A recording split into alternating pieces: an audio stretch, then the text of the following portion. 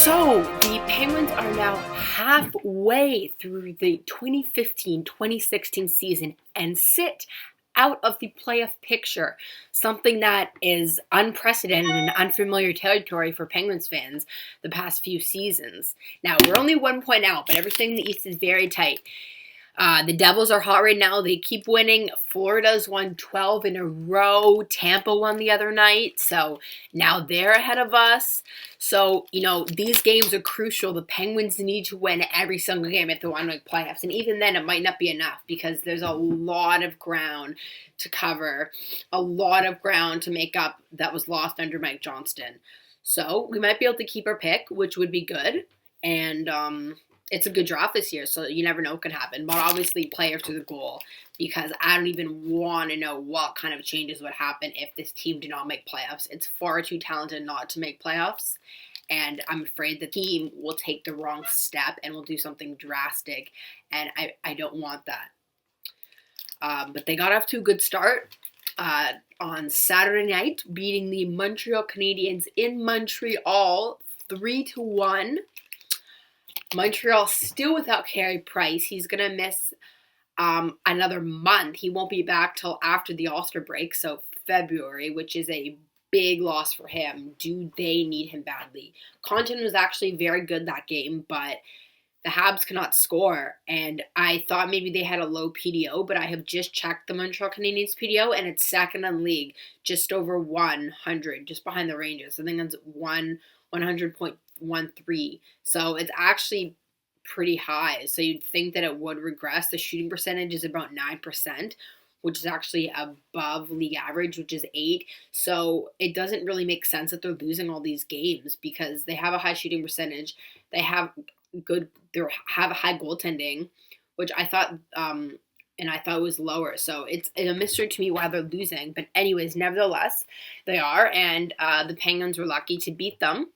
Well, not lucky. They played very well, but the Penguins beat them. Crosby was phenomenal. Did not get a point, but that's because he was matched up with one of the best defensemen, top 5 in the league for my money, top 3 maybe, against PK Subban, his Olympic buddy, who was also outstanding in his own right. He just does things so well. He's so fun to watch, and I hate that he's half because he's just so exciting. But that matchup was fun to watch all night. Crosby made some great defensive plays, had some great chances offensively. Condon robbed him with the save of the night, that shot, the gloves save on the side from the bad angle. That was a sure goal. Crosby hit the post a couple times. He was all over the place. We're finally starting to see him play better. Finally starting to see the Crosby that's of old. And, there's a lot of talk about, maybe he's not the best player in the world anymore. Maybe it's time to toss the baton, as it were, to Patrick Kane or Tyler Seguin or Jamie Benn or whoever. But just because he was not producing at that rate does not mean he's still not the greatest. Yes, he will never probably get 100 points again. But the fact that he even got that 5 times is pretty insane. I mean, that just doesn't happen anymore. We're living in an era where the highest points in a season is 87 in an 82-game season.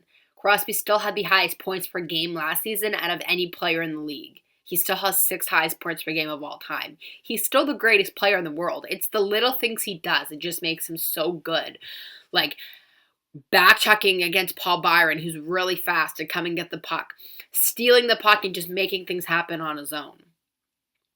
And there was a great article by Sean Gordon of Globe and Mail that explained that, yes, Crosby will decline at some point, and he might not be the best player anymore, but that point has not happened yet. And he's 28, so he is leaving his prime. But even him out of his prime is still an elite talent, because with elite talents, as we see with Jaromir Jagr, as we see with Alex Ovechkin, their decline is not nearly as drastic as it is for the average NHL talent. Jaromir Jagr is leading team points at 42. Alex Ovechkin is the 5th fastest player to get 500 goals at age 30. He shouldn't be scoring goals at this rate at 30, but yet he is. So to say that Crosby's not the best player is a little bit premature, and I think that he showed that on Saturday, what he's capable of. Even when he's not producing, you can still see how he's making things happen, how he just makes everyone around him better, and he's just such a joy to watch, and I hope he plays for a long time because I love watching him play.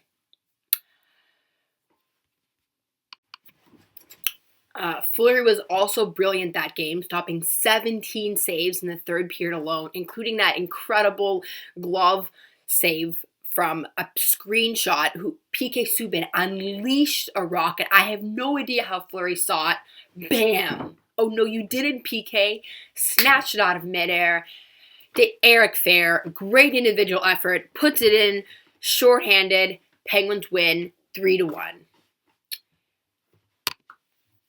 Patrick Hornquist also scores in the power play, with Evgeny Malkin and Phil Kessel getting the assists. Malkin continuing his dominance, Kessel starting to pick up again, and Brian Rust, his second NHL goal, in his first big game back as a call-up, with a nice shot to give the Penguins the 2-1 lead, and that's all she wrote.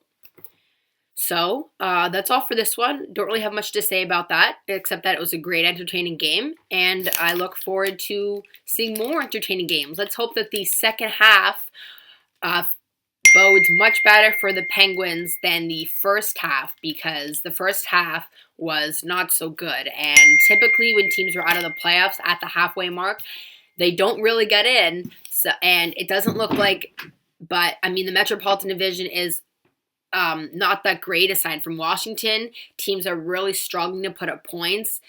New Jersey's doing well, but I really don't think they're that good.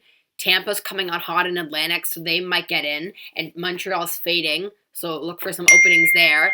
And Penguins have their next two out of the next 3 games against Carolina, and that team is ripe for the picking. These are all must-win games. But I still think the Penguins can get in, but it's going to be tough. We are going to need all hands on deck, and we can't afford to lose points. Every point is valuable. So that's all I have for this one. Please like if you like this video. Subscribe if you really like it to my YouTube channel. I'll post all my information, Facebook, Twitter, Instagram, whatever have you, in the underbar below. Share with all your friends. Tell everyone, and I will see you after our next game. All right? Bye for now.